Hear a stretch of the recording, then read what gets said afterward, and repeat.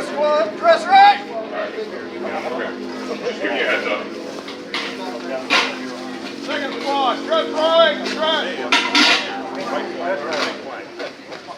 Still going. Can you start off by just stating and spelling your name? Jonathan Stevens, Jonathanstevens. Okay. All right, so yeah, if you just want to go stand where you're comfortable. All right, can you start off by just stating and spelling your name? Yeah, John Lashinsky, Laschinsky.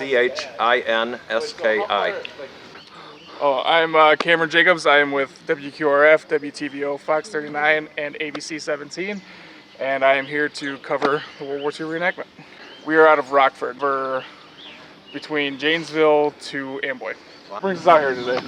This is World War II recreated. It's a World War II living history event, and it's basically kind of a traveling three-dimensional museum for people to come out and learn about World War II. So what brings us out here today? Well, it's a World War II reenactment, and also to pay tribute to our veterans and to raise money for Honor Flight. Our memberships are just kind of all over the Midwest. Every state, probably 20-some states or so. So you're part of the German Army? Part of the Germans, yes. Okay. So what does that mean for you, being obviously an American, to be part of the German force for something like this? We can't have a reenactment if we don't have both sides.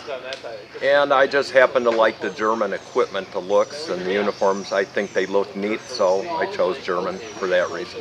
What's it mean to you to be able to do something like this? It's just a way for me to kind of remember all my uncles and my dad. They all were in World War II, and just kind of gives me a connection with them to realize a little bit what they did for us and our country. And how long have you been doing this? About 10 years. And what does it mean to you to be able to do something like this every year? Oh, it's great. It's like you're experiencing history. You feel like, you know, you're part of it when you really get out there. It's like the real deal. Even though we're just shooting blanks at each other, fortunately. But yeah, very cool. So what kind of battle are you guys recreating today?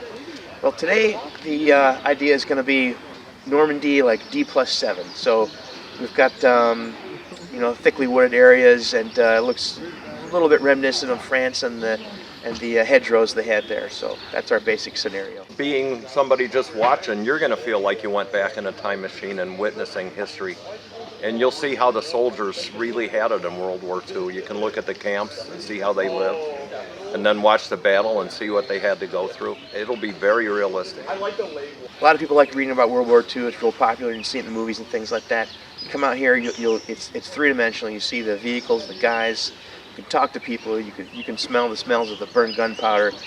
And it's just a whole other dimension that you can definitely learn about. And if you go back reading more books, watch those movies, you'll have a better understanding of what happened there. So our unit gets together and trains on tactics, marching, commands, the proper way to hold your gun, and gun drills. The whole thing that the real military would do, we do.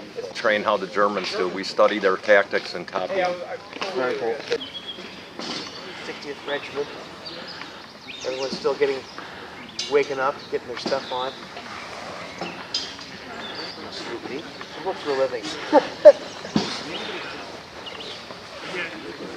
Is there a huge difference between the way the Germans trained and how the Americans trained, or is it pretty Well, close? the Americans are going to train in the American tactics and style that they adopted for World War II, which are different than the German tactics.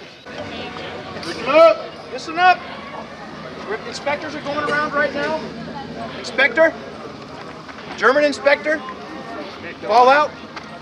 This is hanging up behind you. That is the symbol for our unit, which is, in English, it'd be Viking. And that is a sonnerood. It is not a swastika. That's a Norwegian symbol, because our unit is made up of volunteers from Sweden, from Norway, Denmark, those type of countries. And that's why the name Viking, too, because, you know, that's where Vikings originated, we think. All right. 10 o'clock, we want to have some sort of a vehicle demo. So if you guys have vehicles, you want to bring them out in front of the crowd, we'd love to have you do that. If you stop by right here, right afterwards, even the truck, we'd love to have the truck out there just to explain to the crowd a little bit. Stop right here after this meeting and see me. So putting something like this together, what does it entail, and like how much work goes into putting into an event like this? Well, it takes a lot of money to put one of these events on. The biggest expense is transportation for the tanks and trucks. So starting when the event ends this year, I'll start working on next year's event already. And we try to get sponsors and donations and grants to raise money to run this event. And we did really well this year. The VFW donated money, the Chamber of Commerce, the Blackhawk River District, and then our sponsors, of course, too. And that makes this possible. At 11, we're going to have our field battle. Again, for the unit commanders that are participating, stop by here right after this S&A. We'll go over the battle plans. At 1 o'clock, we want to have a weapons demo. So if you've got some sort of crew-served weapon or anything like that, we want you out there demonstrating. Anti-tank guns, wherever those guys are. So if somebody wanted to join, how would they go about doing that? And is there a membership fee, and what kind of experience does somebody have to have? Like, just go ahead and break down the whole. Well, the first thing would be to come out to an event and talk to the reenactors in the unit that you're interested in. And they'll inform you what equipment you're going to need. And it's expensive, so be prepared to spend some money. But we will train you and show you what to do and tell you what we expect and make sure, you know, that you fit in. There's really not so much an initiation fee or things like that. You're going to spend your money on equipment. All right, if there's no other questions, the unit commanders that are in the battles, you want to stop by here, we'll go over the battle plan. You guys can dismiss your troops if you've been inspected. More than just a hobby. I mean, at this point, it's a lifestyle. Yes, it is. For every weekend that we have one of these, it does become a lifestyle. Yeah. Attention. We got a guy who's full half. I'll